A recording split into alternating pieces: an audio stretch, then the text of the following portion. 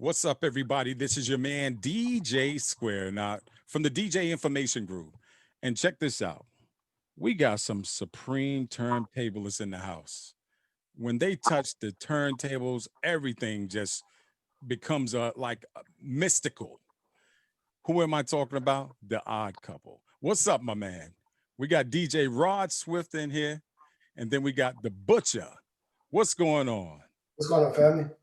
All right, it's good to have you guys here. Really appreciate you guys accepting the invitations, and we're just going to sit back. We're going to chat a little while and find out what's going on, what your projects are, what's been going on, since in between your projects and so on and so forth. So we'll tap into all of that. Just want to tell you a little bit about the DJ Information Group. The DJ Information Group is a group that was founded by DJ Rod Flash, and he brought a few of us along with him. And the goal was there, and the vision was there, is that it's a group that where we could teach and learn and share and uplift the members, uplift the culture, and tap into the history.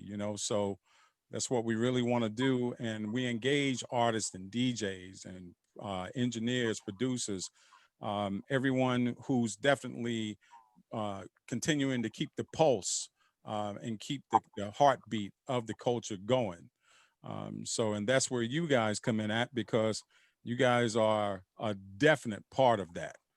You guys are keeping it live. You guys are keeping it real. And let me tell you, I was sitting back and I was watching a ton of videos and doing a whole bunch of reading and just I got questions about the routines and what does that take and all that, but we'll go back. Go back a little bit further. So, what I would like you to do, just for the people that may not know who you are, is just tell us who the Odd Couple is.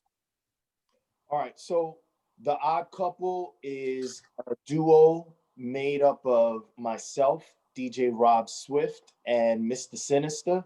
Mm-hmm. The both of us,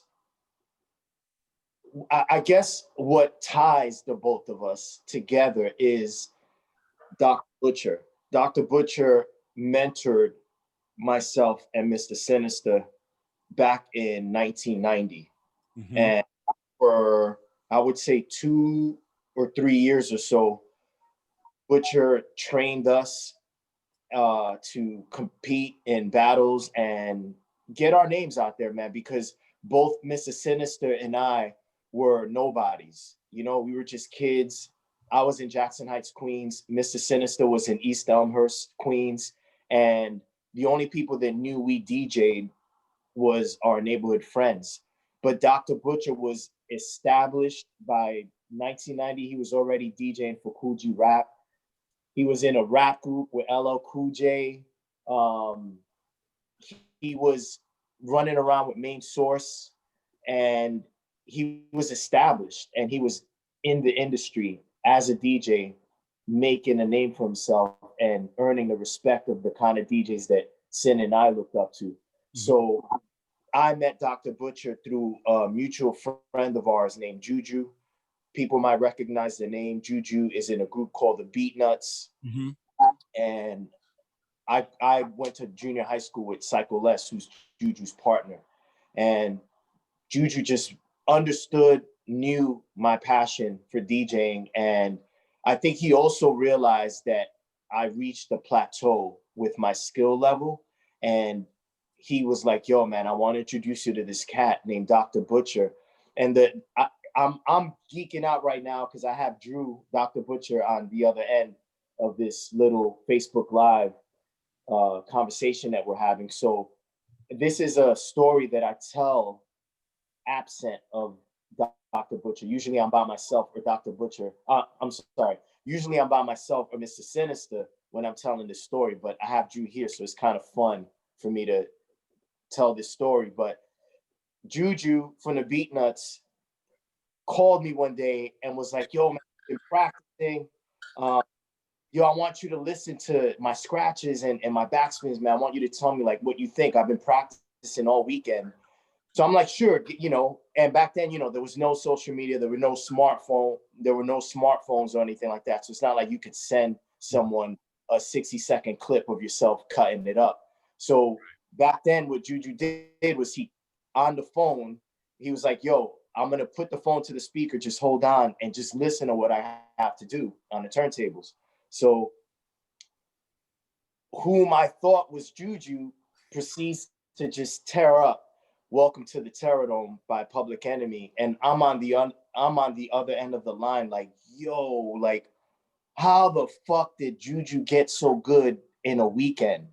Like, it just baffled me. And I remember my jaw was on the floor and I was like, what the fuck? Like, Ju, like, that was amazing. Like, dude, like, for one weekend of practice, you're already better than me. You know what I'm saying? And he was like, yo, man, thanks a lot, man. I'm going to get back to practice. And he hangs up the phone and he left me just dumbfounded. Like, I honestly thought that was Juju after 3 days of practice doing he called me back like a day or two after that and was like, yo, man, that wasn't me. That was Dr. Butcher. That's the guy that I want to introduce you to. And I remember I felt stupid. I felt stupid because, of course, that wasn't him. Like, there was no way someone in a weekend could get to that level of DJing. And, you know, Drew, what's interesting is I heard of you. I think I might have told you this before, but I heard your name before Juju brought it up. A friend of mine named Marcel Thomas, who I went to junior high school with, he and I went to 145, which is in my neighborhood. And Marcel told me about you. I would say maybe a year or so before Juju was like, yo, I got to take you to Dr. Butcher's house. And when Marcel told me about you, I remember my response was like, so Dr. Butcher, so like, whatever, like, take me to his crib. Like I'm sure I could beat him, because at the time I was just so used to being the most popular DJ, the best DJ in the neighborhood. And yo, when Juju told me that that's the same Dr. Butcher, I just remember I felt stupid. But at the same time, I was also excited to finally go to your house and train. And I was humbled. I was really humbled. I was like, yo, what Marcel was saying about this guy is true. Like, he's nasty. He's nasty. So I went to Dr. Butcher's house with Juju, and the rest is history, man. Like, I could go on, but I'll just stop there, man. Like, you know, you welcome me into your home and into your life. And here I am 30 years later, still reaping the benefits of that meeting. You know what I mean? It's amazing, man. All good, man. All love, man. That's all it is. All love. We definitely want to welcome Dr. Butcher as well. And I'm gonna be honest with you, man. And I salute both you, Rob Swift, and Mr. Sinister as well, because you guys are giving thanks to those who helped you. You know, whereas to a lot of times that doesn't happen. So, and that's a big salute, man, to be able to step out of your zone, step out of yourself for a minute and pay homage to that one who definitely was there. And then, because let me tell you, every bio I read on you guys, it definitely said, Mr. Butcher, whom to a large degree we owe a debt of gratitude for showing us the proverbial DJ ropes when we were DJ nobodies, training to be DJ somebodies. Yeah. That is mad love, man. You always show me love, man. I appreciate that too. Mad love and respect. And we salute you, sir, for just being and doing what you do and taking them under the wings. And here 30 years later, blowing up, you know, I call them mega turntablists myself. You know, I was sitting there watching you guys' routine, and y'all was standing next to each other. And it was just as if it was just, you know, y'all was so in sync with what y'all were doing. It was mind-boggling. And I was like, these are two separate DJs on two separate tables, two separate sets, period. And they're using this one table in their own mixes, and they are getting busy and staying in tune. You know what I mean? I was like, I was just really, really blown away, man. So much love to you all for that. Much love for the work that you guys are doing. And I was listening to some of your tracks, um, and we'll get to against all odds at the end. But before that time, before you met Mr. Butcher, was there what was it that attracted you to the culture? Was there something that just caught your eye and you knew that someday you was going to be doing something with music? You were going to be doing something with those tables. Well, I had an older brother that was immersed in hip hop, and just being around him introduced me to the four elements of hip hop: MCing, DJing, graffiti, breaking, Mhm. organic way. You know what I mean? So like I remember in Jackson Heights, we had this like gang called the CC Boys. Mm. And brother used to run with those guys, right? And I remember going to one of their houses and one of them wrote graffiti, this kid named Ishmael. And that was my exposure to graffiti, was at someone's house with a a sketchbook, writing a piece as he's having a conversation with my brother. Hmm. Um, I also have fond memories back in the day. In June, they used to have Brooklyn Queens Day in Flushing Meadow Park here in Queens, and that's in Corona, where Dr. Butcher's from. Mm. And I have memories of being like 9, 10 years old, and my brother taking me to see like Grandmaster Flash in Flushing Meadows, and um, Run DMC and Fearless Four. And I remember my brother would also take me to USA roller skating rink, which was a roller skating rink here in Jackson Heights. Anyone out there that saw the movie Star Wars, I know remembers the scene between the Rocksteady crew and the Dynamic Breakers, and they're in a roller skating rink battling. Hmm. That spot was is, or I mean, that spot doesn't exist now, but at the time it was walking distance from where I lived in Jackson Heights, and we used to go there. I used to break dance. My brother used to break dance with me. We saw Just Ice there and Coogee Rap. I mean, it's like I'm a child of hip hop, and my exposure to it wasn't just turning my smartphone on and watching a YouTube video. Like I saw it organically thanks to my brother. And all of that just made an impression on me. And when you're a small kid, 8, 9 years old, and you're watching like these teenagers like express themselves and be creative, whether it was DJing or rhyming or graffiti, MCing, you you're inspired to want to be like the older kids that you're running with, that you're seeing express themselves and be creative. You know what I mean? So Right.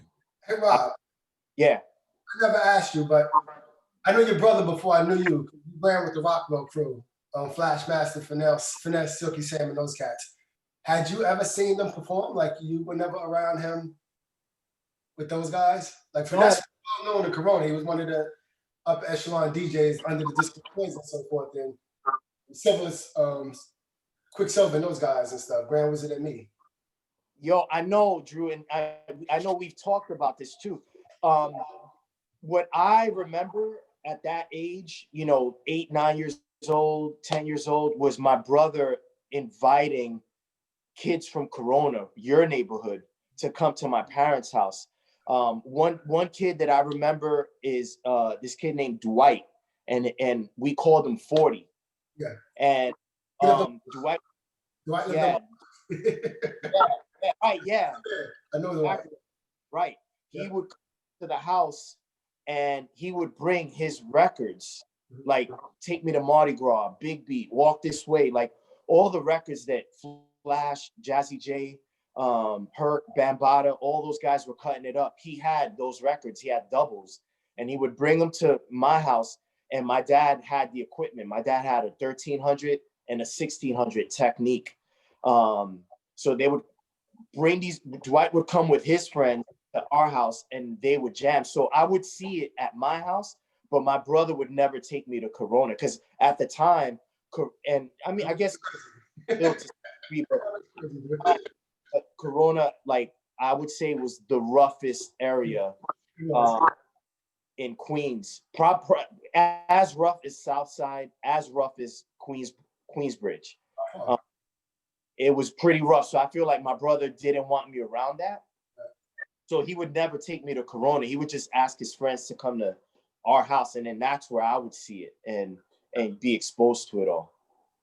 See, I was lucky because the White, and there was Cookie, there was Polo, the Spin Masters, the Earthquakes were above me. I must have had, I don't know, Cut Creator across the street, man. I had like 5 to 6 DJ crews all in my vicinity, and I was the little pup amongst everybody. So I was kind of spoiled watching these guys, being a super fan. But that's what propelled me to go crazy prior to meeting you. You know, that energy and hearing all these cats in the neighborhood was something else. Yeah. See, that's insane, man, because wow, like the full circleness of those facts that you just laid out for us, that you knew my brother before I met you. And I remember first came to my house when we left together, you were like, yo, that's your brother? Because again, you knew him, but we didn't know each other. And I remember when we left my crib, you were like, yo, Universe is your brother? Like, I know him. Like, I know who he is. And to think that my brother is the first person that exposed me to hip hop, and then you knowing him ended up being my next mentor. Right. You know what I'm saying? That's just mind-boggling, dude. When you think about it, it's crazy. Yeah, absolutely crazy. So you get the bug, you get a chance to get a little bit of that experience. And like you say, just being around your brother and seeing all of this, of course, it kind of filters right into you. And if you become part of the culture, you know, it just really fills into you. When you finally said, and you got on the turntables, I always ask this question to DJs. Do you remember the very first album that you scratched, the very first record that you scratched? Yeah, I do. The very first record that I threw on doubles of and started to learn how to like loop and scratch was Take Me to Mardi Gras. And I learned on my dad's equipment without my dad. My dad hated for us to use his equipment.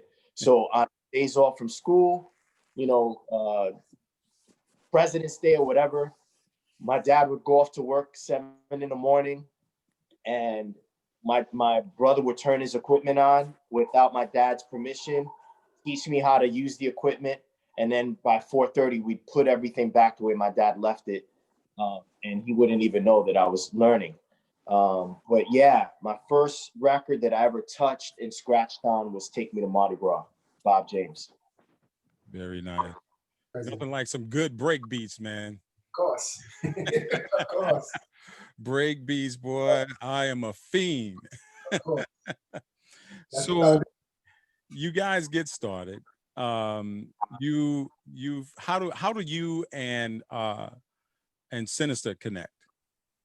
Well, I'll let Drew answer that.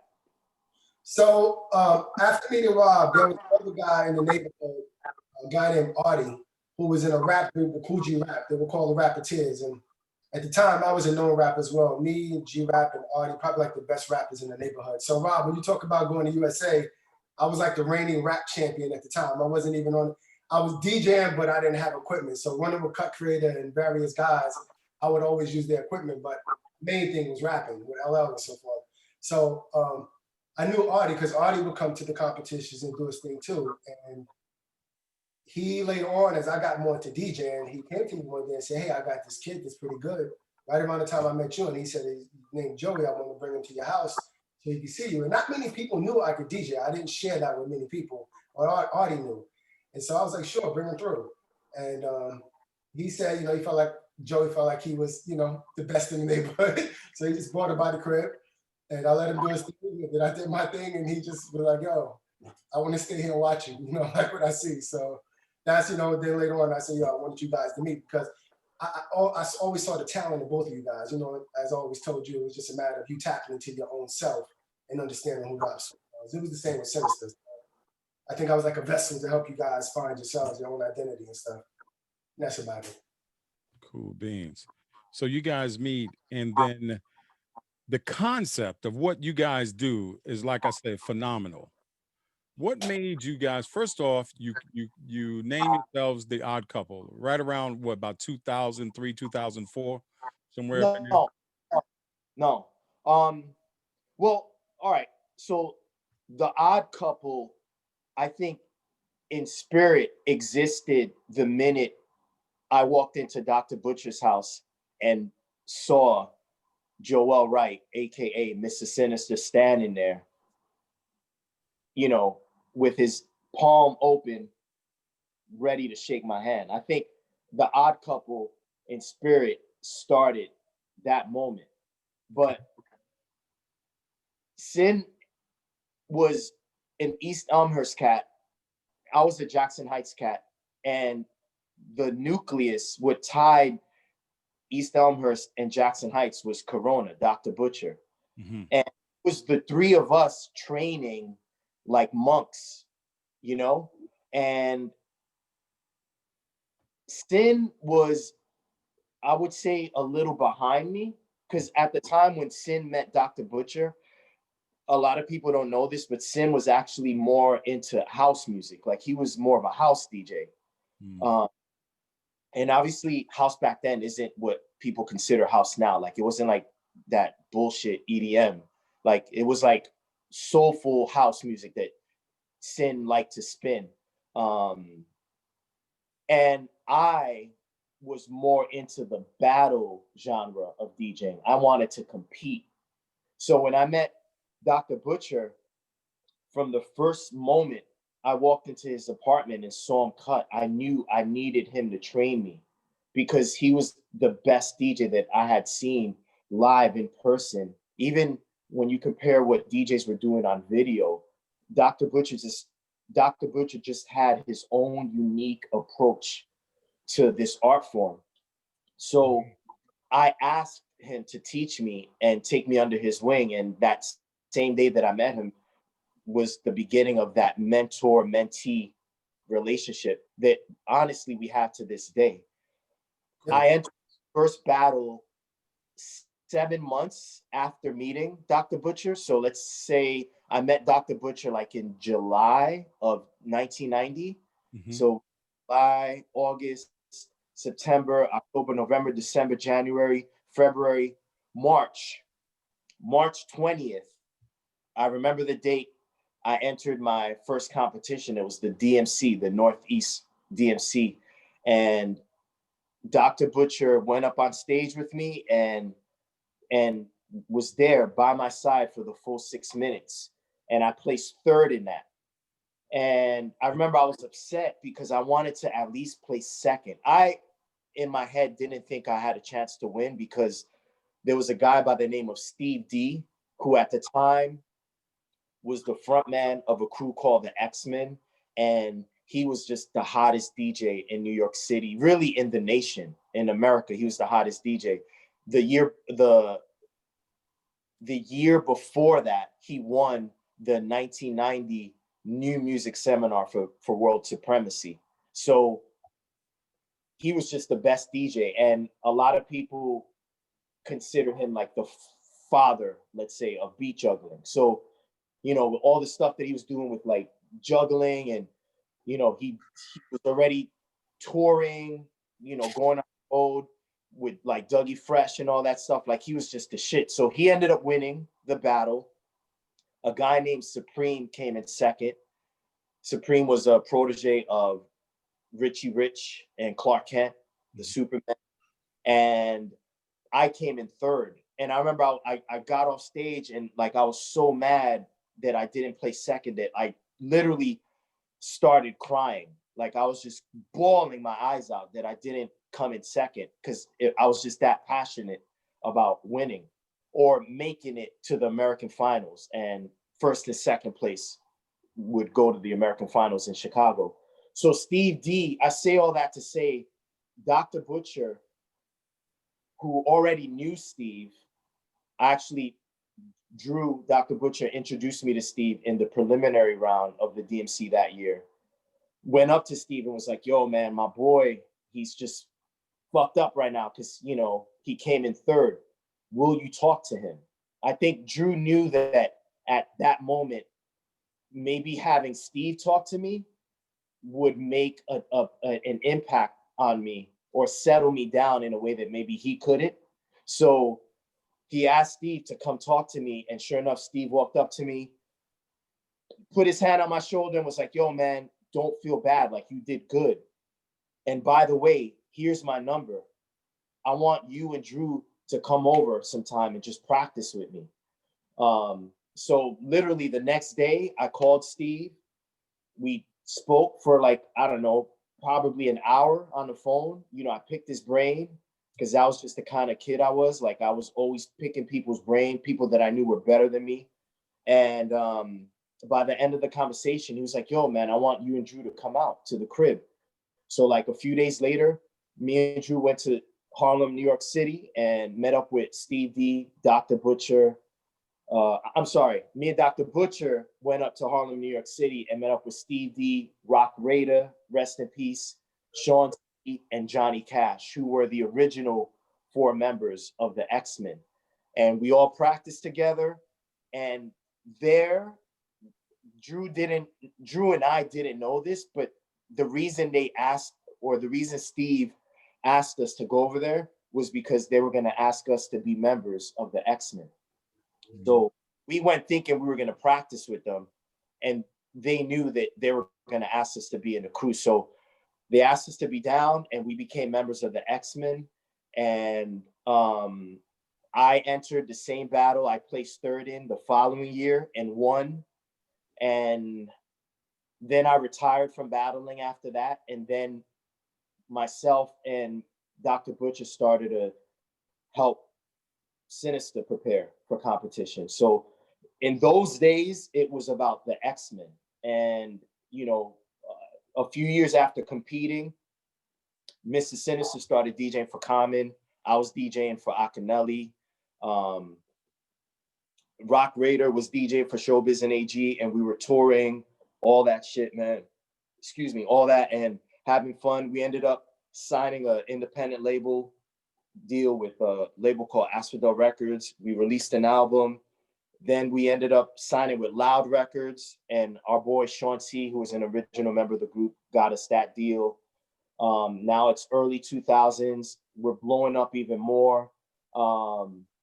And then fast forward to 2009, you know, obviously Rock Raider passed away, and things kind of calmed down, I would say, with the group. Like, we weren't really active. We weren't really releasing any music as the Executioners or anything after Raider passed away. Everyone was just kind of separate, doing their own thing. And then in 2018, you know, Sinista and I just decided to like come back together and I guess pick up where we left off at Dr. Butcher's house. You know what I mean? Because Raider wasn't around anymore. Total Eclipse, who became a member of the crew years later, moved to Australia. He lives in Australia now. And we just felt like, why not keep what we started together? And that's when the Odd Couple formed. So that was a 2018, 2019 movement. And here we are today with our second album, executive produced by Dr. Butcher. Cool beans, man. Well, I tell you what, we're glad to have you back and doing your thing, man. And I was listening today to the reappearance on Fool's Gold. And then, of course, we learned about your new projects. So tell us about your new project. I'll let Dr. Butcher answer that one. Okay. So Sinista had approached me. He wanted to do a project. I know Rob was working. He trains his girl, Dilly, and they were working together. And Sinista approached me, and he wanted to do a project. So we started working on something called the Syndrome. But there was a lot of gaps in between trying to get things together. And And Rob was still working. So at some point they did LL's Rock the Bells radio show. They did the Rain commercial. Things started picking up for the Odd Couple. And he called me and said, hey, do you think it'd be a good idea if we just turn this project into a new Odd Couple project? And I was like, sure, let's give Rob a call and see if he wants to do it. And I did. Rob was totally on board. So I sent him a few tracks. Rob heard a theme with what I sent him and said, hey, this was like late August. And he said, yo, I like where we're going. I think we can pursue a Halloween release based upon these first songs I'm hearing. I was like, sure. So I kind of broke down the album that we was going to send and kind of try to match up songs with that underground or Halloween eerie vibe. And from there, we just started working, an artist and just trying to collaborate to get things done. So it was fun. I think everybody was very excited to get back together and start working again. It was a lot of fun. It felt like old times. My partner CJ Moore, he produces and he's the class engineer. So we had a little machine going where guys up all night long. Rob was working with the illustrators and so forth. Sinners running around to the DJs trying to get everybody amped up about the project. So everybody played their role until we finally got it done. Rob worked the deal with Fat Beats and the rest was history, man. We just let it take off and have a life of its own, and everything worked out great.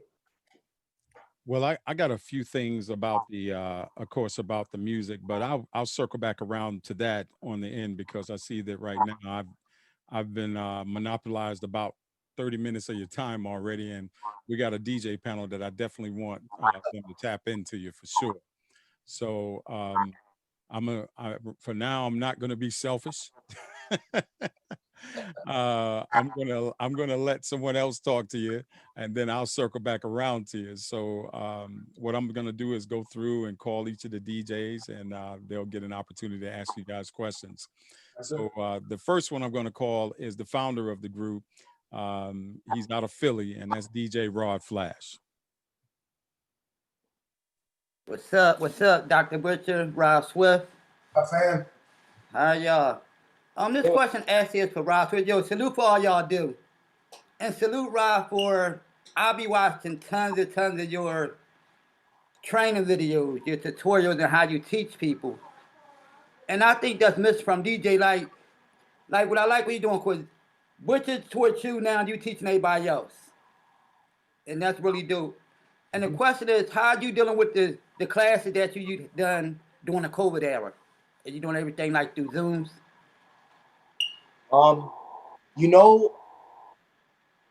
That question, man, is interesting because I know that there are people right now suffering, just in the DJ scene, for example.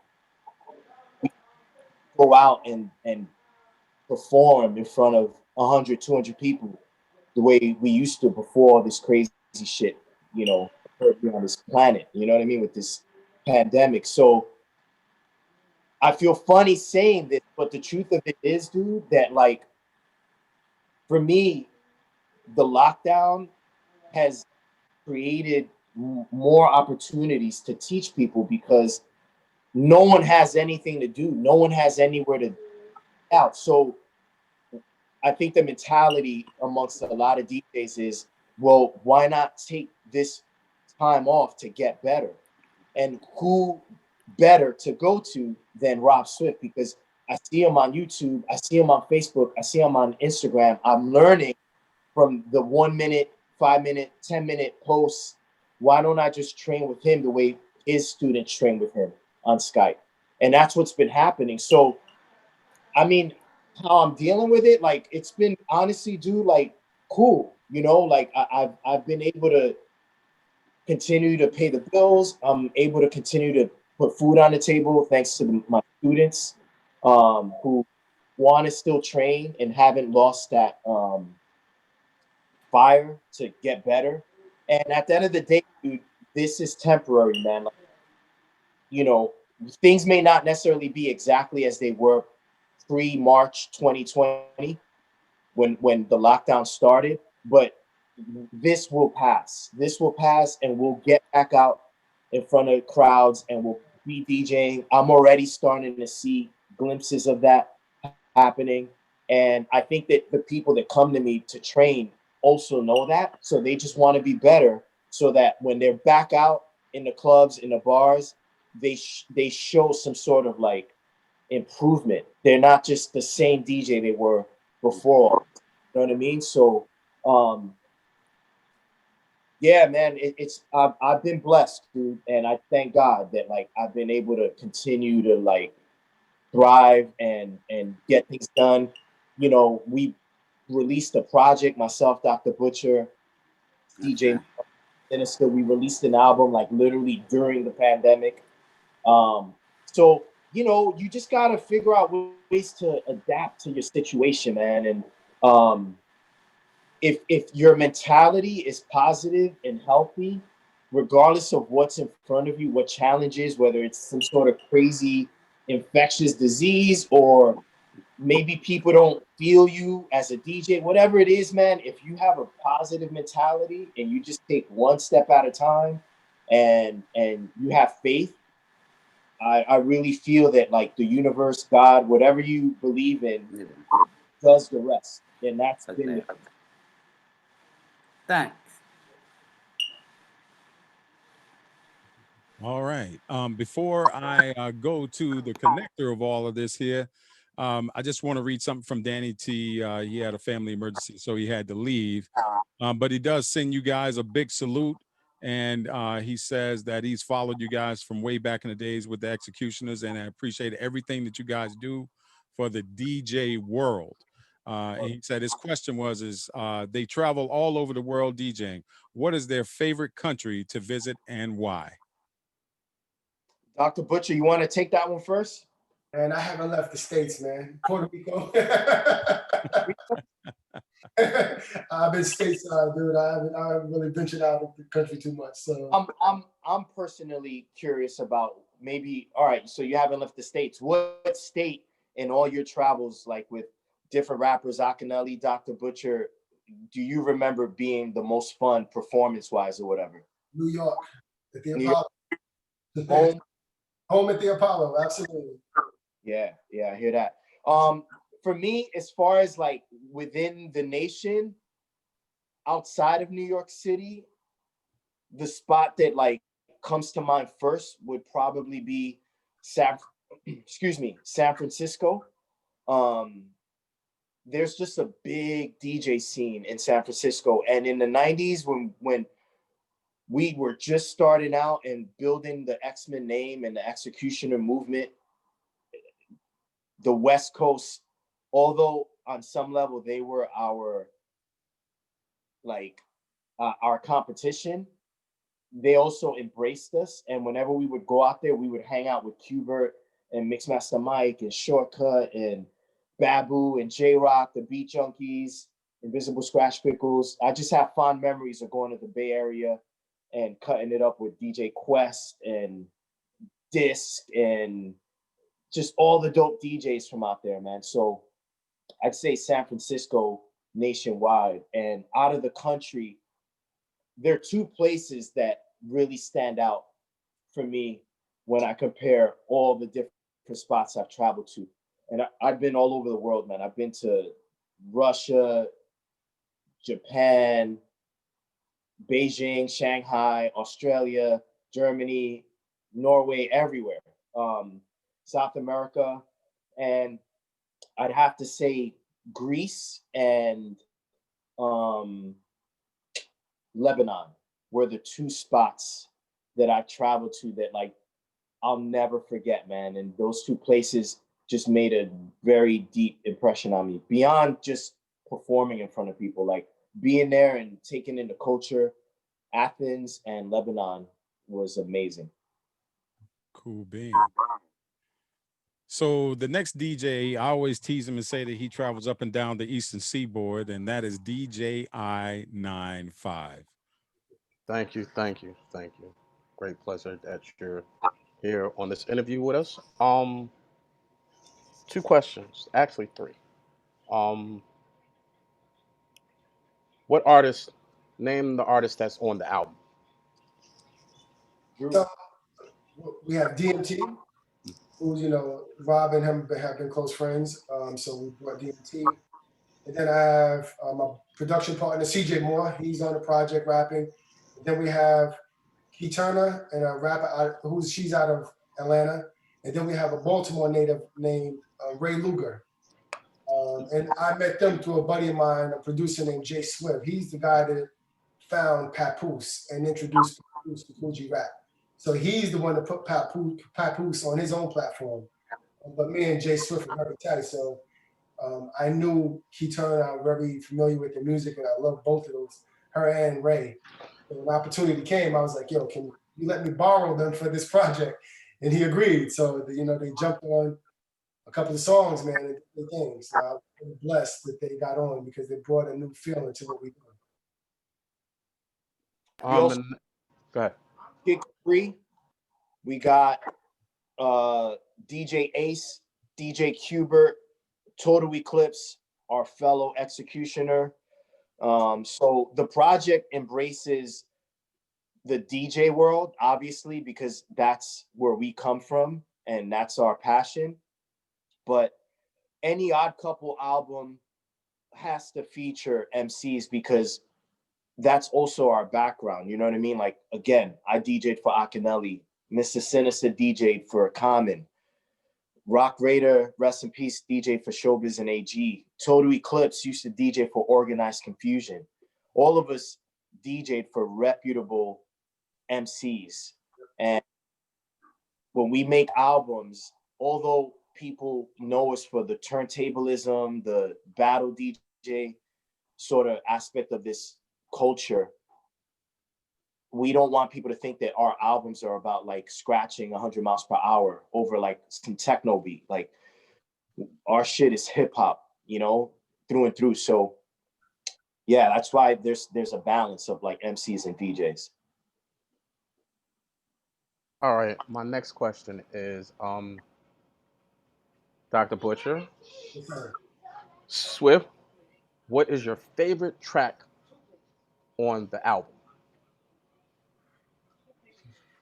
For me, I think there's no sympathy, me personally. Mm, mm, Mainly because when I had the track, when I talked to Ray Luger finally, I just had a raw track. And when I spoke to him, the first thing I asked, he's like, what's the title of the project? And what's the thought behind the music? And I tend to digress with that. I let the writers do their thing. Like, I never try to tell them what to do. But I gave him where we were going with the project. He said, I hear you. I told him the title, and the song was called No Sympathy. And I said, you can change it if you want to, but that's just what I named it. That's what we were going to use it for Sinister's project. But he comes back like a day or two later, and he just had everything done, the hook and everything. And I was like, whoa, this dude's voice is monstrous. And he just set the standard for everybody else to get on and follow on.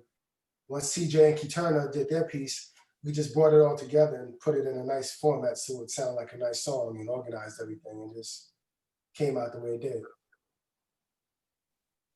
Yeah, I mean, for me, I'm not ashamed to say like every song is a favorite. I like every song for different reasons. The song I probably would shout out in answering this question now would be Symphony, the Symphony. That's a song that Mr. Sinista spearheaded. And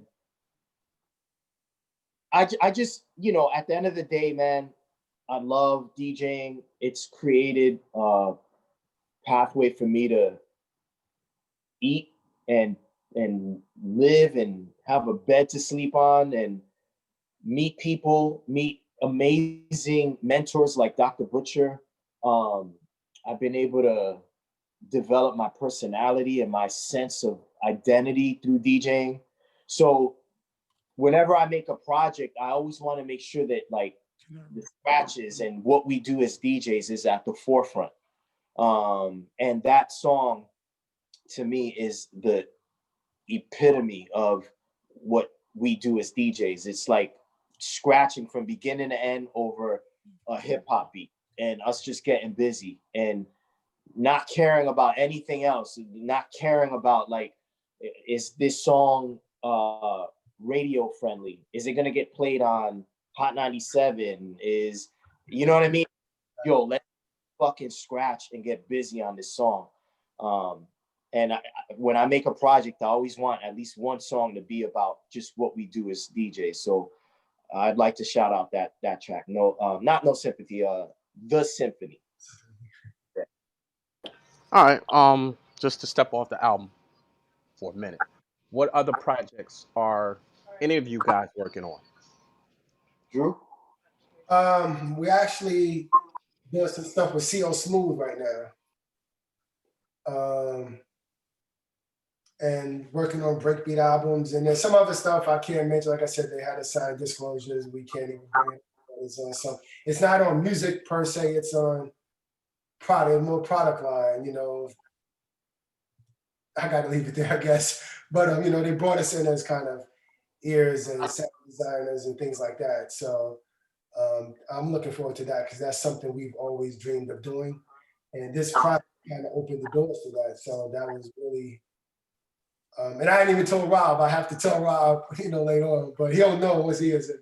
But it was very, it was a true blessing to say that, you know, because the company is no longer even in existence, but they're coming back in a major way. So I think when we surface, the whole industry is going to like shake up because they're like a company that's been in the forefront of hip hop and music period since the 70s. So it was very nice to see that they're still on the ground and ready to get back in the game and trust us to work with them. So that's going to be interesting to see. Dope. For me, you know, I'm always into something, man. I'm always fucking around, making music, collaborating with people. Right now, I'm helping out my boy Bobby from Rockaway, really dope MC from Rockaway, Queens. I'm helping him on his project with some scratches. I do a lot of that for people. Dudes be hitting me up like on Instagram and social media, talk about, yo, scratch on this project and all that. So working out with my boy Bobby from Rockaway. I know this producer named Shawnee C, who's working on an EP, and I'm helping him put that together right now. Also working with my girl. I know Drew referenced her earlier, my girl Dilly. She and I got a little thing going called White Chocolate, and we work on routines together. Sometimes we live stream together.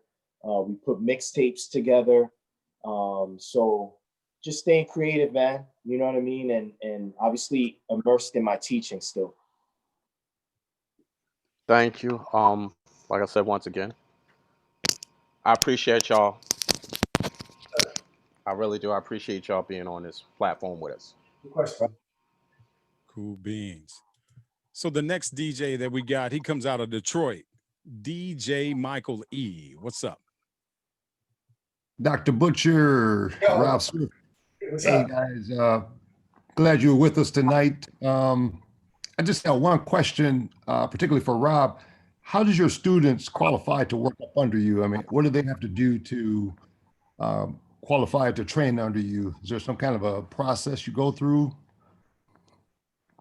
Honestly, there's no real qualification. There are no standards that I look for.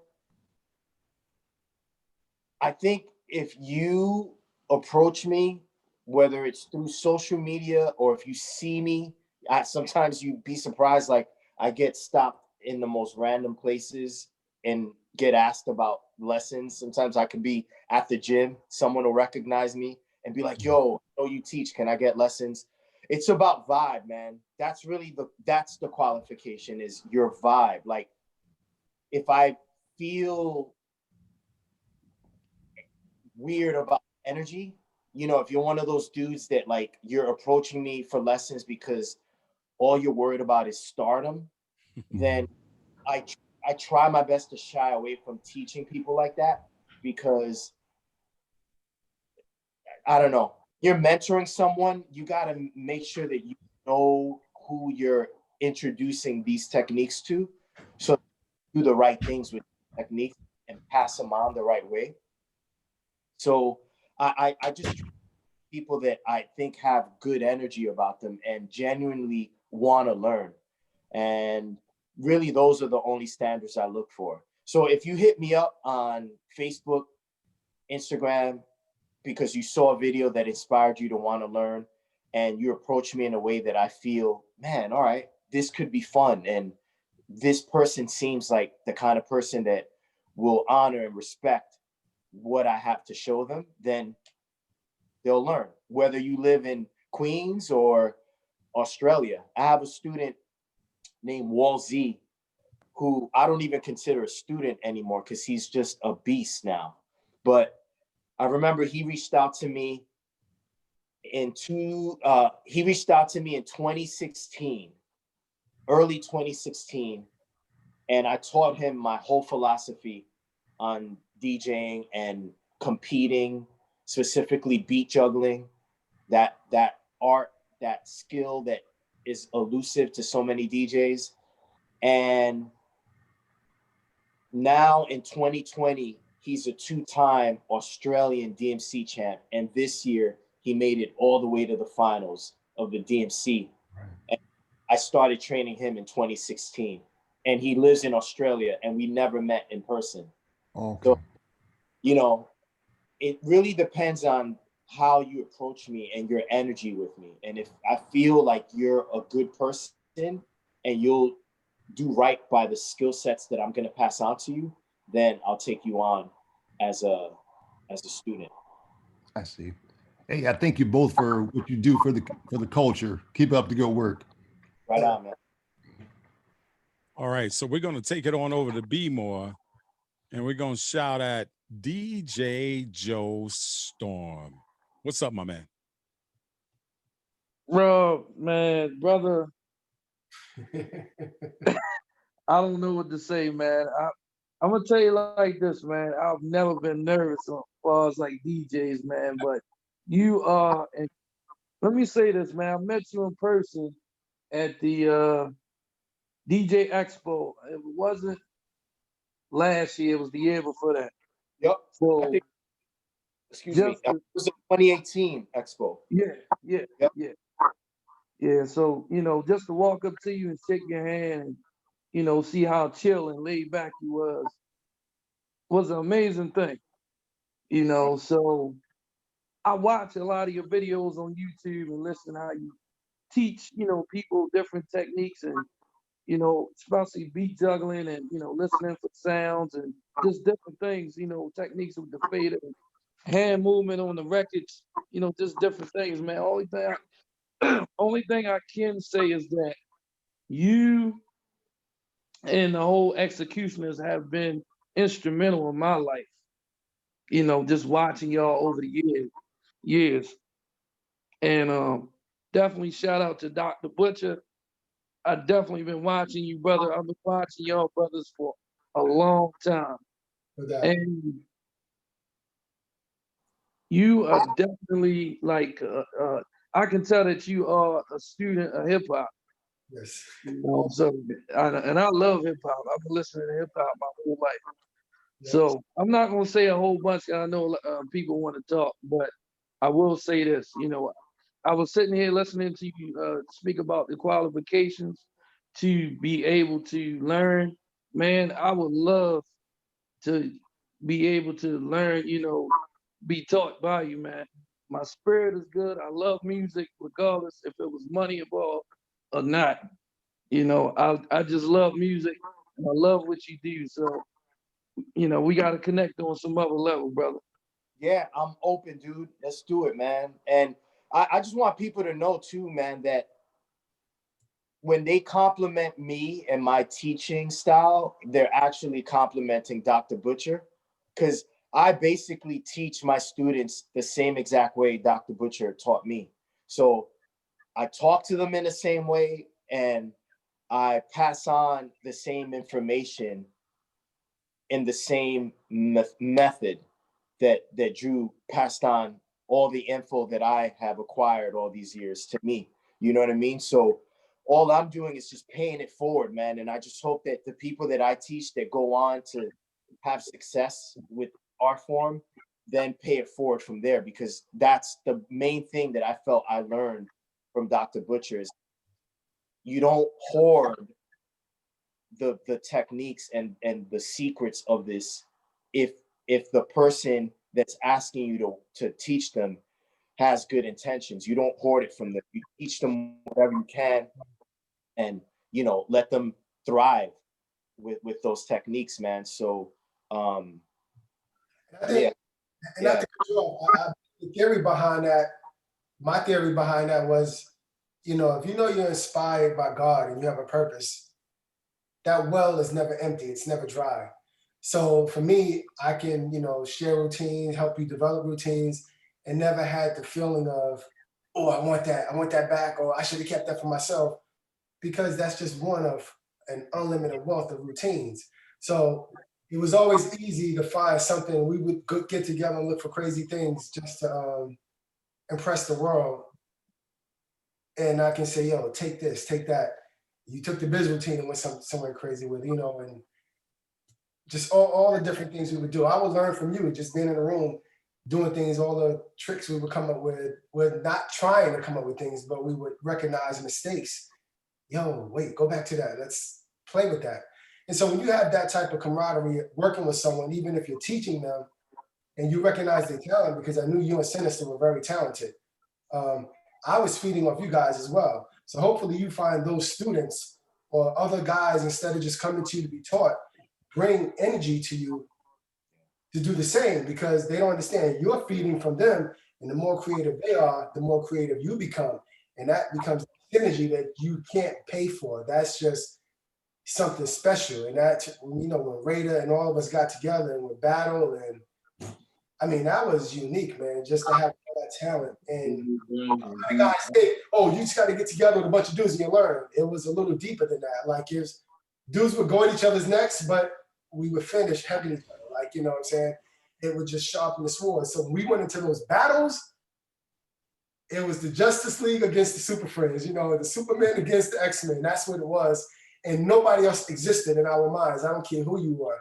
No one else existed. It was just that battle, and we always wanted to be ready to go at any point in time. So when you have that mindset, you're not going to stop. I don't care who you were, what title you had, what belt you had. In my mind, you were nobody. I'm coming to take your throat. And that's the way me and Rob worked. That's the way me and Sinister and Raider was the same way. We're coming for your neck. I don't care who you are. And we're going to leave with your neck in our hands. And that's the mindset, I believe. A boxer's not going to get in the ring scared to fight. You got to walk in that ring knowing I'm in here to win. Whether I do or not, that's what I'm here for. That's my intent. So we felt like that. You're going to go battle? Let's go do it. And I would sit back as the X factor and let these guys do it. But I was always in bed helping train, giving my philosophy, my thoughts on what they were doing, and sharing ideas. I had no problem. Take this, run with this, run with that. Because I knew that wasn't the last routine or the only thing I could come up with or that they could come up with. So, I mean, it was just fun, man. It was a unique scenario.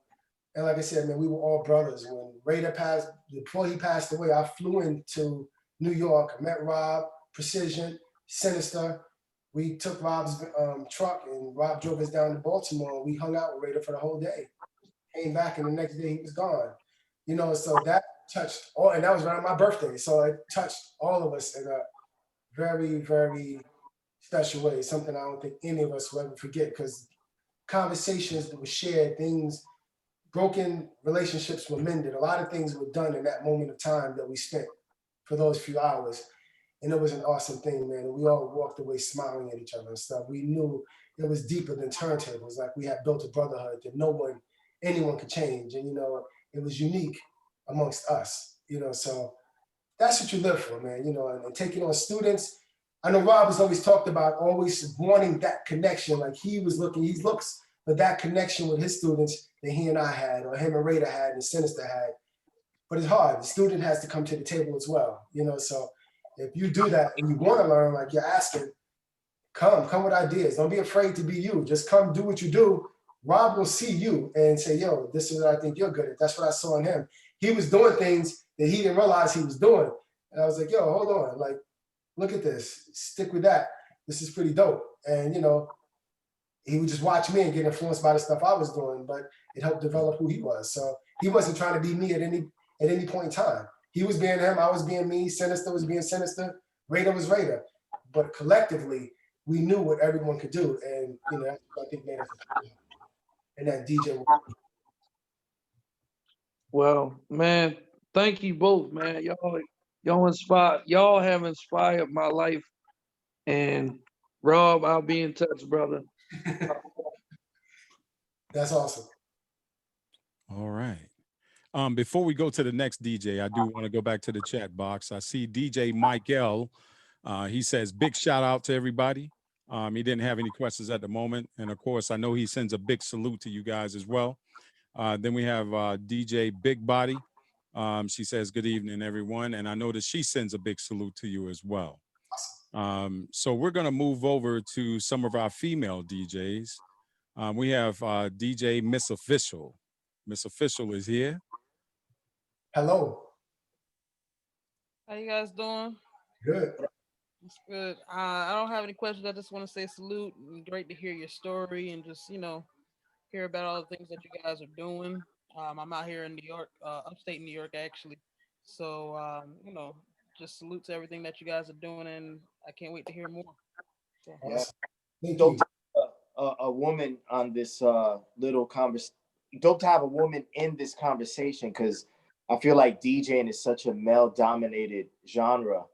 And, my girlfriend DJs, as I referenced earlier. So I think it's dope, man, that you joined us and that you actually are here and you care to hear about our little story, because usually it's like a male thing that males just geek out over amongst each other. You know what I mean? And it's cool to have women doing this.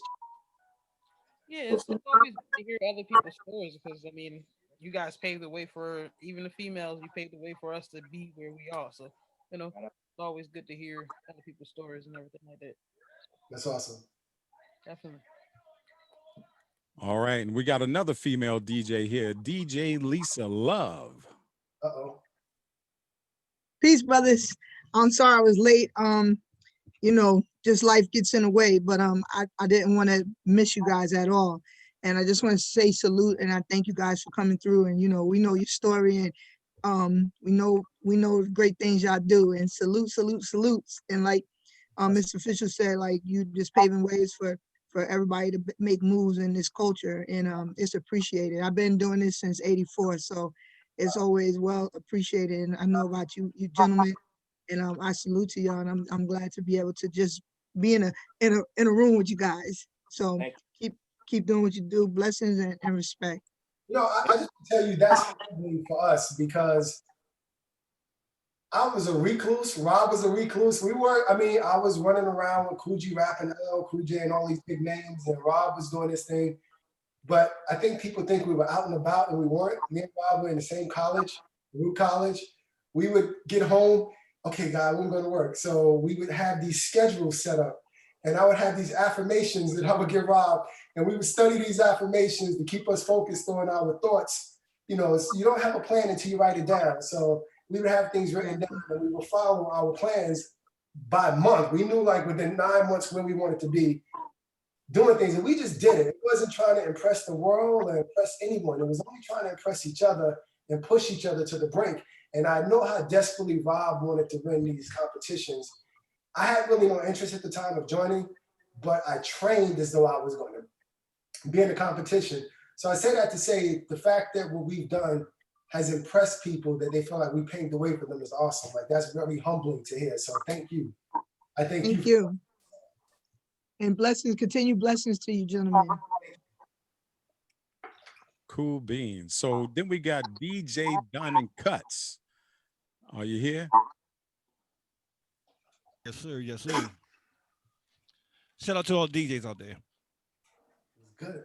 Shout out. The question I have is, because I do a lot of research as far as the salaries of DJs, and my question is, why is it that the EDM DJs, how is it that their pay scale is totally different than what we do? They're artists. They're playing their own music. So when they perform, it's like they're performing as an artist, not necessarily a DJ. They're DJs who happen to be artists. And because of that, they charge more money. Okay. Pack a stadium like Busta Rhymes or Jay-Z, the crowd, the audiences come to see them play their music, not necessarily other DJs' music. So that's what the difference is. Okay. And I'd like to piggyback that Dr. Butcher made. Brother, you asked a very important question, because DJs from our world don't aspire for much. You know, DJs from our world, their goal is to land a residency at a bar or at a club, and that's it. And they don't see beyond that. And these EDM DJs see beyond the residency at the bar or the club. And at some point, DJs from our world need to understand that there's more to this than $150 for a 6-hour set. You know what I mean? That there's more to this than entering a battle and winning a plastic trophy or a mixer. You know, these EDM DJs that are getting 50 grand, 100 grand, Million. and, you know, playing in front of 20,000, 50,000 people could care less about winning a plastic trophy for a battle. And I'm not saying that battles aren't important, because, you know, I did it myself. And I get the creativity involved in that and wanting to be the best scratcher or the best beat juggler or gaining respect. But at some point, understand that DJing is a pathway to develop yourself as a creative being, not just a person that DJs for $150 at a bar for 6 hours. Right. You know what I mean? What Dr. Butcher said about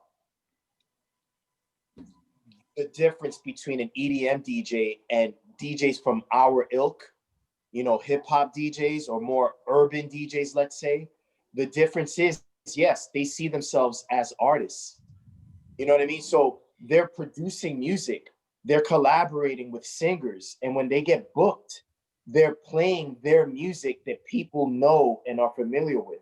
Hence, when you think about The Odd Couple, we don't just hang our hats on the fact that we competed or the fact that we DJ'd for Common or that I DJ'd for Akinelli. Like, to this day, 2020, we're still putting out albums because we are artists. Right. So, you know, any DJ out there that's watching this stream, that's taking part in this conversation, I'm not saying you, bro. I'm just speaking in general terms.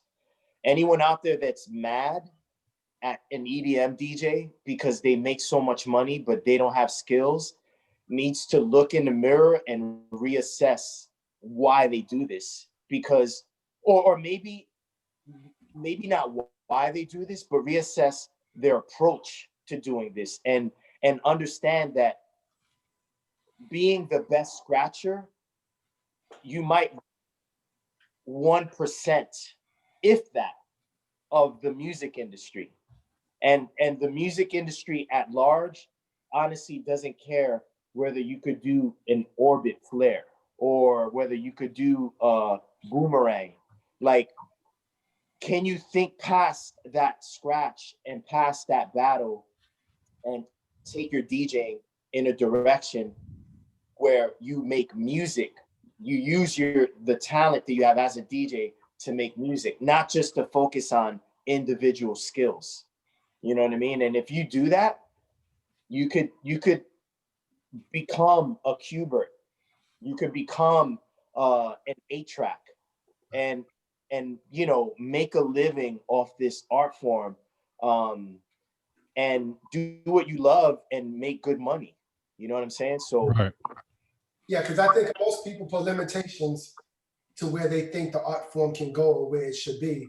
And you can ask Rob. I mean, coming home from school and college, we would talk about, what if one day you were teaching a class as a professor DJing?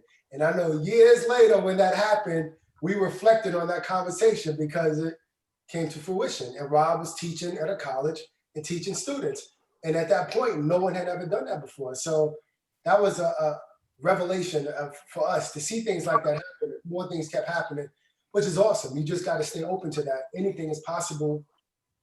No one is the best. You just have to be the best you can be. Right. That's simple. Next question I have is for me, I like to play every genre of music because my thing is I don't want to be limited to just anything. But some feel as though they just want to be locked into maybe just playing hip hop or R&B or something like that. What is your intake on that? Well, personally, if you call yourself a hip hop DJ, then in your crate of music, you have multiple genres.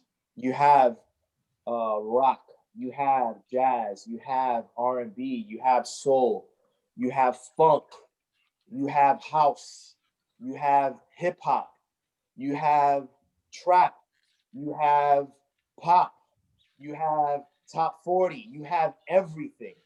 A hip hop DJ, like DJing the way the pioneers of this art form intended for it to be. Pioneers meaning Bambaataa, Herc, Flash, Grounds of Theodore. You play anything from any genre that sounds good, Right. that has some sort of energy that allows you to communicate with people. You don't just regulate yourself to one genre because that's what you like. You are open to all forms of music, and you can figure out a way to string together all these different styles of music into one set and still keep people's attention. And if you could do that, then you're honoring the intent behind this art form. You know what I mean? So if you're a DJ and all you play is trap and you don't know how to mix a Tribe Called Quest, Can I Kick It into Main Source, Looking at the Front Door, you can't blend those two songs together, then you're very limited and you don't really understand the scope of what a DJ can do. You know what I mean? So you should be open to all genres for sure. Appreciate that. All I would right. love to pick your brain some more, but I'm gonna let somebody else go. Appreciate y'all.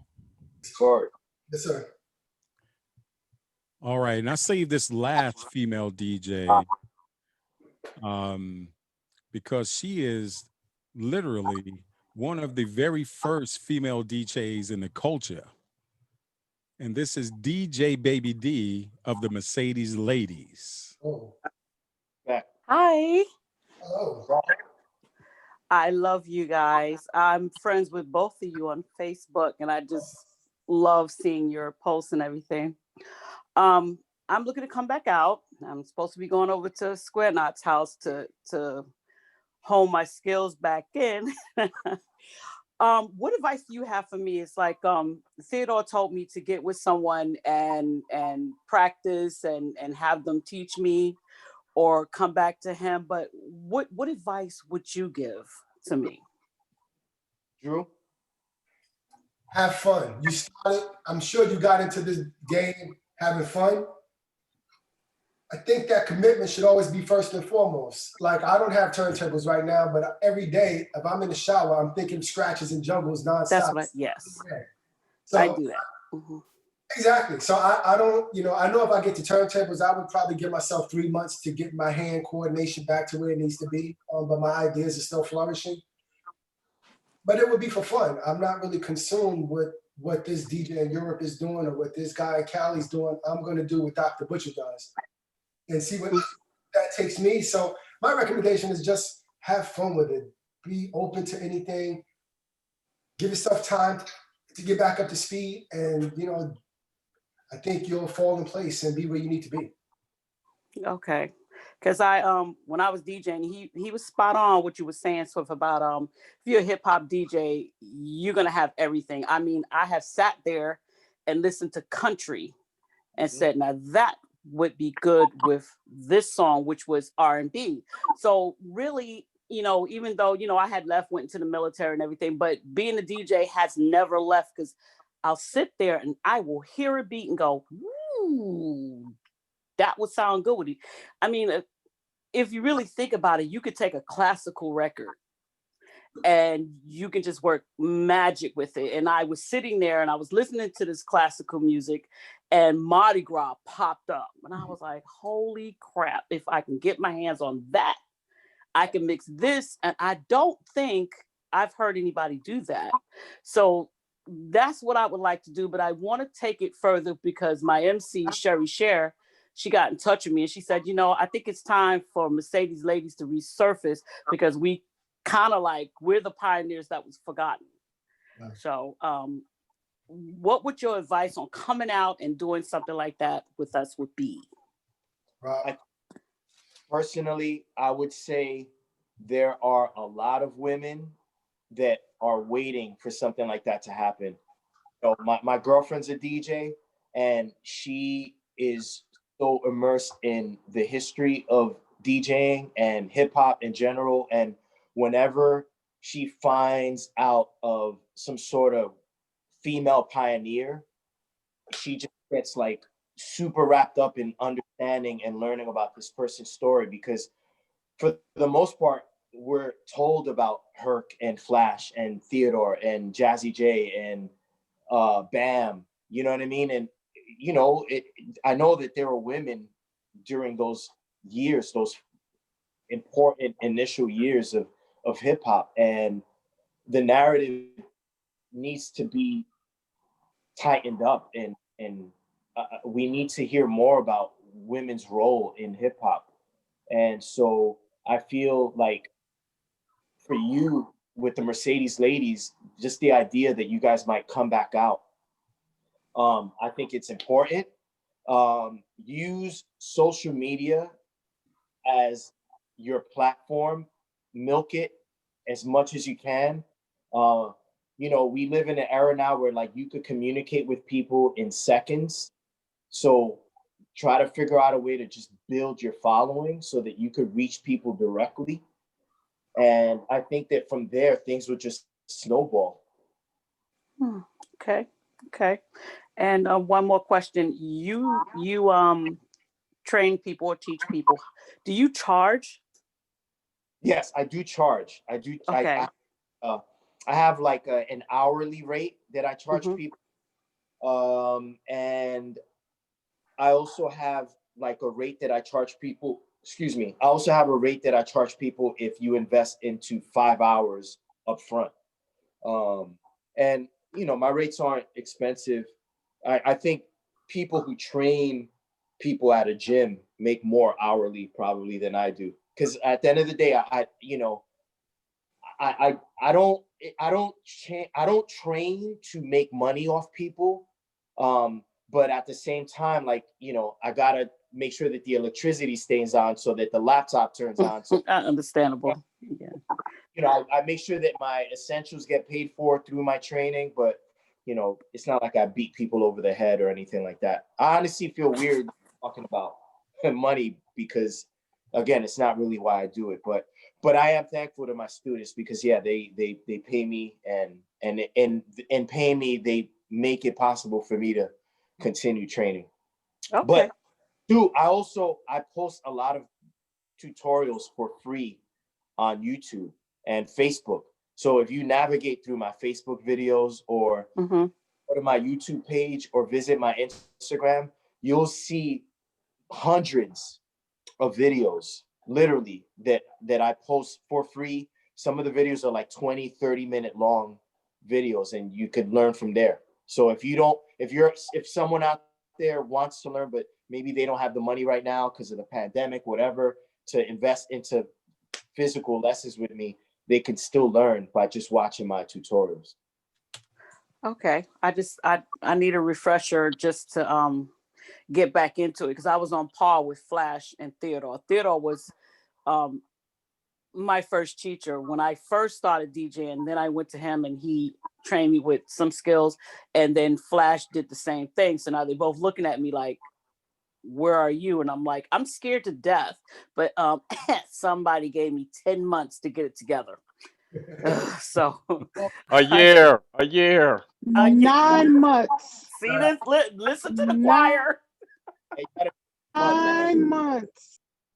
You gotta make it fun, like Doc said. You know, if you gotta make it fun, and you know, this art form is timeless.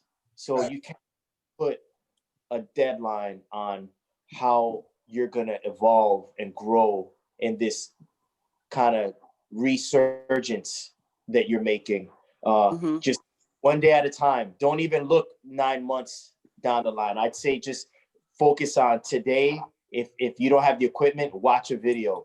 Just feed your mind the art form, and then eventually, in a week, 2 weeks, a month, 2 months, you'll get the equipment. Then start applying what you've been feeding yourself, and just one step at a time. Okay. All right. Well, I'm Square Knot. You've got 3 different systems. I'm coming. When Just you wait call for you me, to even though wait I for have you to my come. equipment here, I did go out and buy something, but yeah, I got to get back because I'm used to the ones and twos. So the way y'all do it today, you know, I have to get into that. Well, I told you to come through anytime you want. Yeah, but you were supposed to call me, remember? I sat there and waited for the calling. Okay. But well, we'll make that happen here shortly. Okay. All right. Do I have to make some collard greens, fried chicken, and cornbread and stuff? Nah. Pastelas? Anything with it? Okay. All right, but that's it for me. Damn, I I'll come love there. you guys. Thank you. Thank you. So this has truly been great. Rob Swift, Dr. Butcher. I got one question for you all, especially you got me kind of amped up now, Rob, for real. So with the teaching thing, you know, I've seen some of your videos, but I never thought about it from this the standpoint of actually engaging you for lessons. But I am you know, I've been doing this for 37 years, long time. Back in the day when I was younger, I could do all kinds of stuff. I'm a little bit bigger guy now, so beat juggling when it comes to reaching behind the back and all that kinds of stuff and just moving a little bit faster, it just don't quite happen as fast. So, but the other thing too, and I expressed it to DJs in the group, and come to find out, you know, because for a long time I thought I was the only one, but I'm finding out there are several DJs. I have a strong hand and I have a weak hand. And when I am, like, for example, my right hand is my strong fader hand. My left hand is my weak fader hand. But I'm able to carry out my scratches and do everything normally. Just in simple exercise, is there some simple exercise that a DJ like myself or DJs that are in that boat you could give advice to? I would say it comes down to the old saying, use it or lose it. So there's no real specific exercise per se that's gonna miraculously make your left hand do what you can do on your right hand, let's say. It's about using your left hand. Just use it. So if it's maybe devoting half the week to eating your rice with your left hand and brushing your teeth with your left hand, the more you use your left hand to do what you normally do with your right, you'll create more balance.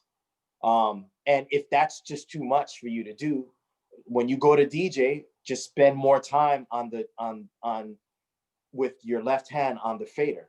Just literally, it's a matter of using your left hand, because it's about your brain sending signals to your left hand and your left hand receiving those signals and doing what your brain wants your left hand to do.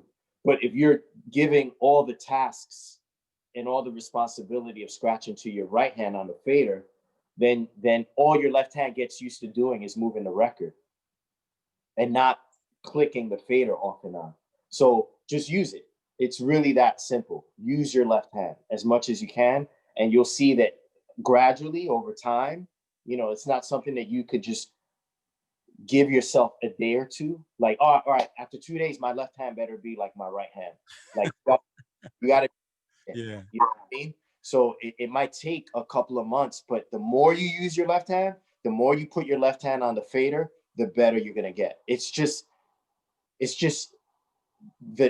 law. It's just nature. It's just the way things are. Like, if you use your hand that's weak, it'll get stronger.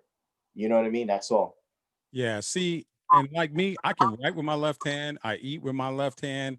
I brush my teeth with my left hand. But something about touching the fader is a whole different ball game for me. But I know what I got to do in that case. Yeah, Just yeah. stay Well, on it. So your hand on the fader is that's a foreign feeling for it, for your left hand. right. So the more you practice with your left hand on the fader, practice this movement, it's not going to feel as foreign as it does now. And gradually, you'll get more and more comfortable, and then you'll be able to dominate the fader with ease. Cool beans. Cool beans.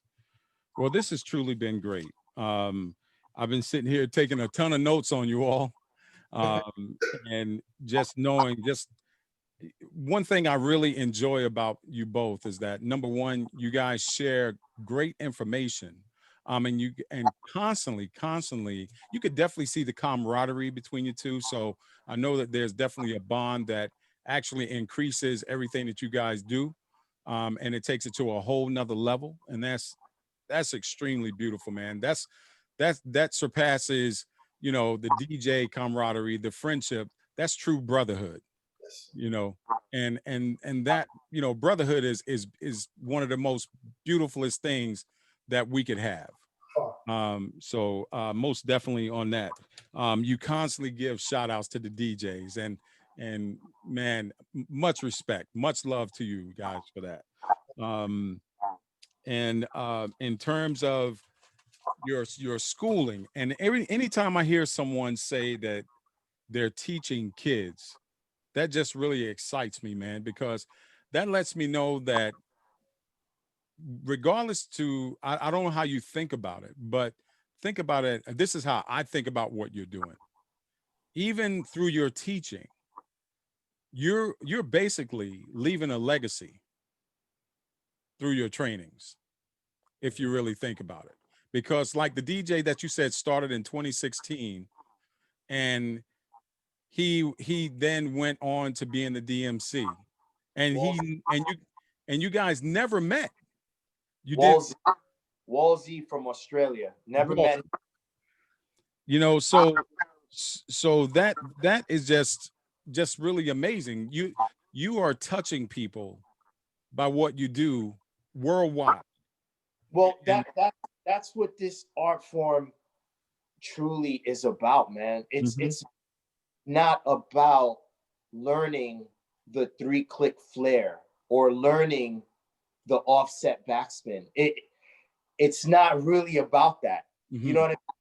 That's the thing that Dr. Butcher helped me understand when I started training with him, that it wasn't about the specific techniques.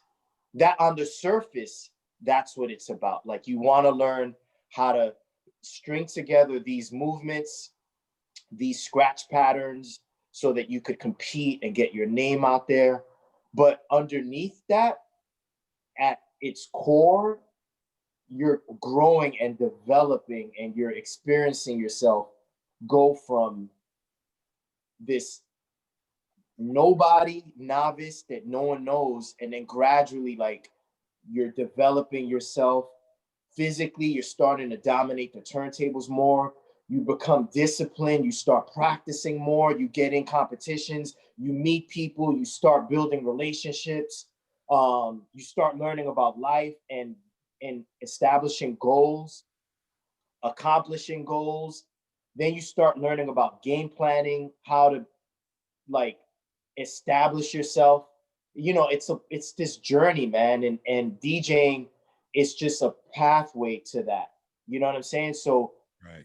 And that's why I feel I've had success with a lot of my students, because I've passed on these principles that were passed on to me by Dr. Butcher. You know what I mean? Like my brother taught me how to DJ. Dr. Butcher taught me how to think as a DJ. Mm. And I teach my students how to DJ the way my brother taught me. But I also teach my students how to think, like how to have faith in their own creativity, how to go about growing and going from not understanding how to beat juggle to becoming the champion of your country the way Walzy did in Australia. Mhm. All through Skype, man. I never met that guy in person, but we just vibe together on Skype, and he's in the World 2020 DMC finals right now competing. Wow. So yeah, it's crazy, man. And Dr. Butcher planted the seed, man. You know what I mean? And now we get to see that seed grow into this amazing tree. Well, that's a huge, huge like credit to you guys' work and your dedication to the culture and just being able to just connect with so many and have them gravitate to you. You know, just as you gravitated to Dr. Butcher, and you know, you got students that's gravitating to you, and you got people on this right now on this panel here who are gravitating to you through what you're saying, learning and just bringing out the history of where you guys were and what you guys were doing and the projects that you're doing. And here you are 30 years later, still doing your thing and doing it strong. You know what I mean? And that is a blessing. That's a huge blessing. Because you got a lot that started way back then.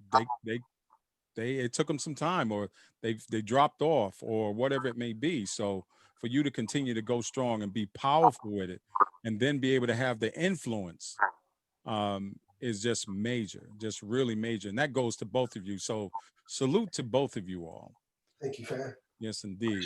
So the thing, before we get into the music, the thing that I always like to ask, this question. And I ask this question for a purpose of what it is our next task. So I ask this: what homework do you have for us?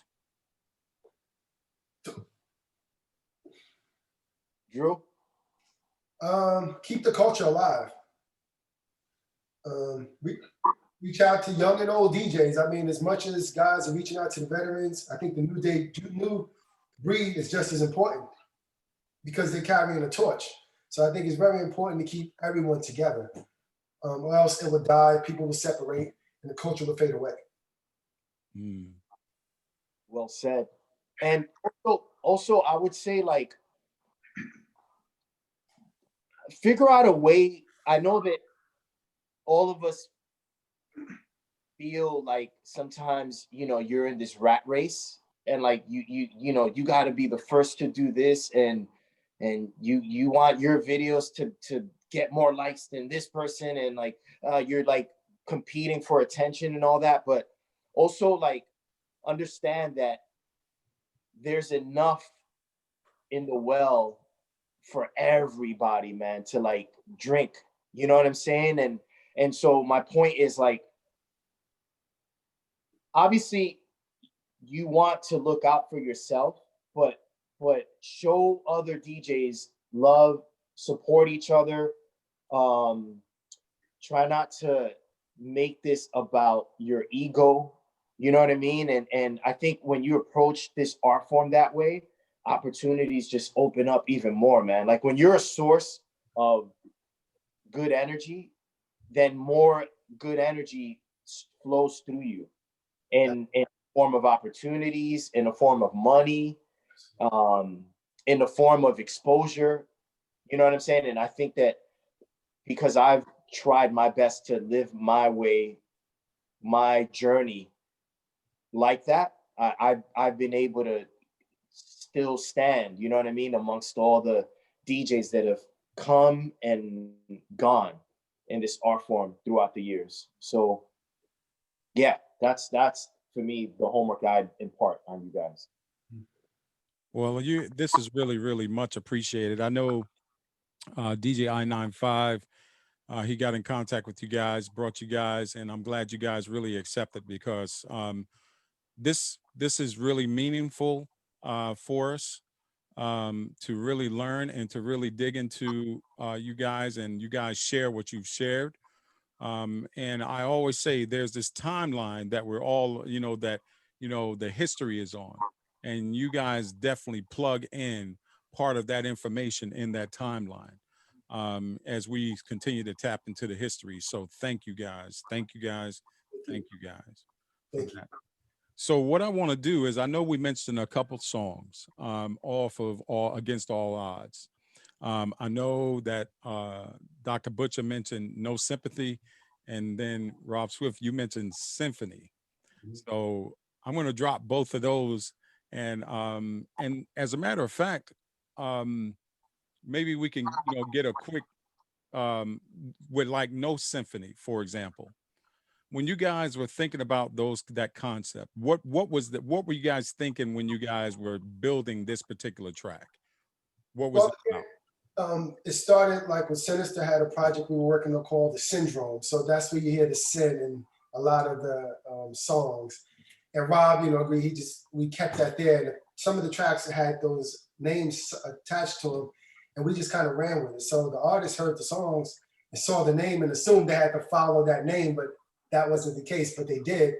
And just kind of, like I said, Ray Luger set it off, and he set the tone of No Sympathy. And Key Turner and CJ Moore just followed suit. Me and CJ just kind of formatted the song and organized it, and it came out great. And I say that's my favorite, not to say I don't like the others. I love the others. I love what DMT did with New York Minute. I love what CJ Moore and Uptown with Brooklyn Bodega did with New York Straight Talk. I love the project, the way the project came out, and I felt as though it was going to be a limited amount of songs, so it was important that we hit each song really hard. I didn't want any gaps in the project. I wanted people to surprise the public that they can just let the album play and say, yo, this is a tight project. That was the goal in my mind, and I'm sure Rob and I know Sinister, CJ, we just have fun, and that's what we wanted. I was like, there's no reason with so limited amount of songs, we just can't make something hot, kind of Illmatic-ish, where he had, or Paid in Full, you just had a limited amount of songs, but you love them. Like, yo, you didn't need 20 songs because those limited songs were so powerful and they go so fast. I need to hear that again. Of course, everyone gravitates to certain songs, but there's something there for everybody, for females, for males, and having Key Turner on the song. And we also have Kia, who's telling them, put it in your mouth. They're on the song, Play Me DJ together. We needed that female presence. Like Rob mentioned earlier, females going known. So it was nice to have that presence on this project because immediately I see women gravitating to those songs and to Key Turner and to both of them. So that's awesome. We wanted everybody involved this time around. I think people were surprised that it was this type of project and just not DJing and scratch. And, we wanted to kind of let artists shine as well as these guys doing what they do, the magic they do on the turntables. And, as producers, it was just our job to make everybody shine. So that's what we always try to do. It's not about me throwing in Dr. Butcher, Dr. in the mix. You'll never hear that from me or my partner. Egos are not that big. When I produce, it's for the artist. I'm here to make the artist look good and sound good. I don't need to be shouting my name out. That's just not what I do. So that's why I love that record, man. It just came together. There was just that camaraderie. I felt like God's hand was on that song. And it was one of the last songs we completed. We did the album in 5 weeks, right, Rob? Late August, and turned it in like the first week of October. So I think for a 5-week turnaround, I think the project is pretty darn good. And not just because we're involved, because I'm the biggest critic of all or myself. Rob will tell you that. I critique myself like no other can. That way, no one can say anything that I haven't already said to myself. So when I release something, like Rob will tell you, it'll take me months. Because I'm listening to every snare, every kick, every sound has to be perfect in my little mind. But that way, if someone doesn't like it, I'm okay with that because I know I did the best that Dr. Butcher can do. And if not, if they do love it, I feel gratified, that my time and energy and expertise is appreciated by the fan base. And that's all I live for. That's what drives me, to keep everyone else motivated and inspired by music, because that's the way it hits me. When I hear something, I'm like, I need that. I got to do something like that. I hear sound. Oh man, I just heard a melody. Let me go and try to play that and make something of it. Scratches are the same way. And so Rob, I give him music. I don't say the intro. The song starts. I didn't tell Rob where my mind was. I just gave it to him. And he came back with something completely different, but it worked beautifully. And that's what I love. Like our energies are the same. So he can do something completely different, but it worked. And that's what I wanted. I didn't want to drive everything. So you need that sometime. You got different creative individuals. I like sitting back and letting everybody be creative and not trying to stop anything. I think that's when you have a good project, a great project. Earth, Wind, and Fire, all these big bands, that's why they work, because they were all in sync. James Brown and, Bob James, all the musicians he used, Quincy Jones, they would always use the same musicians. If you look on the back of their albums, they always use the same musicians, and it's for that reason that they had a camaraderie. Quincy could write the structure of the song. The musicians turned it into music. Same with Bob James. He would write, but his band, the bass player, every bass player is not going to play the same type of riff or line. A drummer's not going to play the same type of role or riff. Everyone's different. So when you have that crew, you keep your crew together. And that's what we do. That's how we roll. So, and it works out. It's worked out for 30 years, and we try to keep that little niche tight amongst us. So we thank everybody that supported that project. We had a great reception and a lot of support, and we're blessed for that. I'm truly blessed because people hadn't really heard what I was doing for a while. So it was fun. It was absolutely fun. Make sure you go cop it, y'all. It's a dope album. It's on Fat Beats / Soul Spasm Records. The album is dope, Against All Odds. It's a sick project, man. And rarely do you hear hip hop with the kind of scratches that Sin and I threw on there, and the kind of beats. You know what I mean? Like not just boom bap, but like a modern take on boom bap style beats. Like some 2020 shit. Like it's not like we were trying to recreate the 90s. Like, No. You know what I mean? So that's important too. Like, yeah, we all talk about that. We didn't want to sound like we were trying to relive the 90s, because that to me shows stagnation, and we're not stagnant. I'm totally involved in all softwares and any current technology around music, and so is my partner CJ Moore, Rob. And I was holding back the project from Rob for a minute. Then I was like, you know what? Let me just throw him some stuff to get started. And he just took it and just ran with it and was just sending back these incredible scratches. And I'm like, oh man, okay. So the music was speaking to him. And that's what you aim to do. You want the music to speak to the rappers and the singers and the DJs. And when you accomplish that, you're smiling. I'm smiling the whole time just listening to what they send back. And we all just played our role, man. It was a lot of fun, man. That's what it's about, not the money. The creative process, for me, is what it's all about, man. And it's always been that way. So I hope the world enjoys that. Cool beans. Well, we're going to get into that first one. Oh, yes, sir. Hey, I'm sorry to interrupt you, but I'm at like 20% on my phone. So I might die like maybe in another 15 minutes or so. I'm not sure. Gotcha. Yeah. We'll definitely be done. I'm gonna put a little bit in here just to show that the team can hear it, and then we'll go ahead on and knock it out. Thank you, fam. All right.